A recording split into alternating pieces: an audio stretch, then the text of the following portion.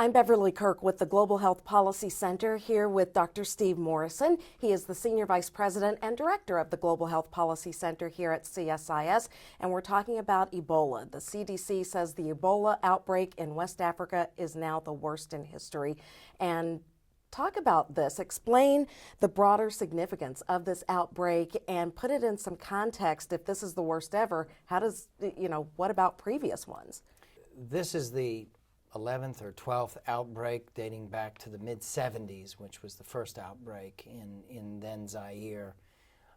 This is far and away the worst we've ever seen. It's over 1,200 people that have been affected by this, become ill, over 670 fatalities.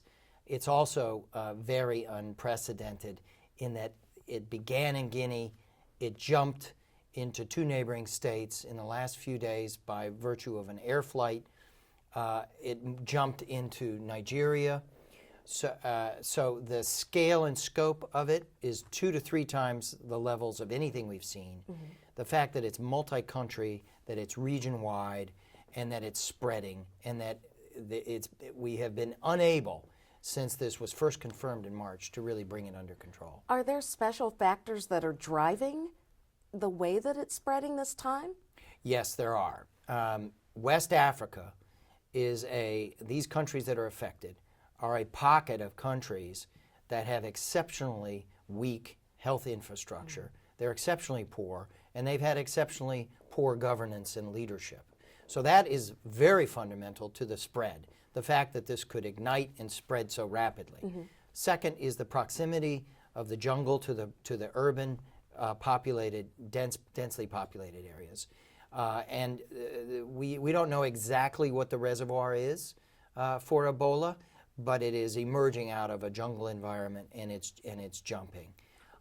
Those are two of the principal factors that are driving this. It's showing us globally that while there have been significant gains in many countries in the world in building the capacities to surveil, mm-hmm. to prevent, to detect outbreaks, to respond effectively to outbreaks, we have these important pockets like West Africa where those capacities do not exist, and it creates a large vulnerability to this kind of wildfire. So how do you get it under control, since in some cases you have doctors who are also contracting this virus and people are panicking and NGO personnel are either being kept at bay or actually being attacked?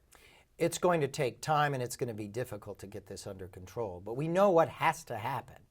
We know that there needs to be a public communications program across this region to rebuild trust and to inform people, mm-hmm. and to get people to agree to cooperating in those that are ill or those that are dying, separating them.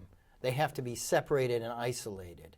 There has to be a containment strategy, and there has to be contact tracing. In other words, you have to isolate and contain, and then you have to detect exactly who else was exposed, and then work on that. And then you have to share data across the region. Those steps have to happen.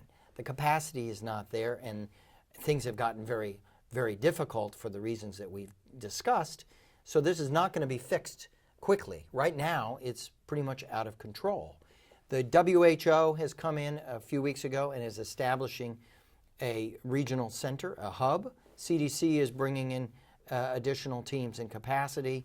The governments within the region are on high alert, and they are beginning to recognize that this is a threat to their basic stability and functionality.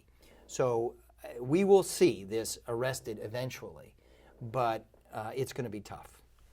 So people in the United States, people in Europe, how worried should they be about this virus spreading out of Africa and into other parts of the world? Well, CDC, the Centers for Disease Prevention and Control in Atlanta, issued an alert today with respect to the Ebola outbreak in West Africa. And what that says to Americans is that physicians people need to be very vigilant.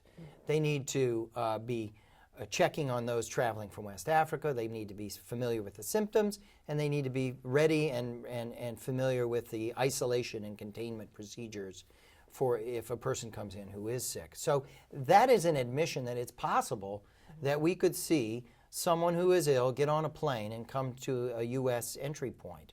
There's a 21-day gestation period for this. So you could be ill, you could be asymptomatic, but come in and become symptomatic and become very contagious at that point.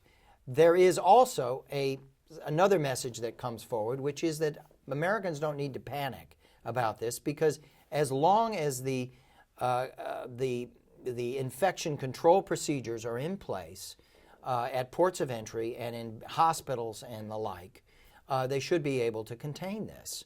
There were cholera outbreaks in Haiti after the earthquake, and there were cases of cholera that came in by air into the United States, and those were managed reasonably well. And there's reason to believe that this could be done. But Ebola is a particularly terrifying disease. There's no vaccine. And there is no cure, there is no vaccine, and it's highly fatal, highly lethal. And so people are going to get afraid of this. And so what I think the challenge now is to make people vigilant and informed, but not panicky about this. I think the threat to the United States is minimal, actually. But the threat to other countries in West Africa, like Nigeria, which now has had to shut down and decontaminate a hospital where a person from Monrovia came in who was sick and then died. That was a wake-up call around the reality that this is a threat to a country like Nigeria with 170 million people. And there are many other prosperous neighboring countries where there's a lot of migration back and forth. All right. Dr. Steve Morrison, thank you. Thank you.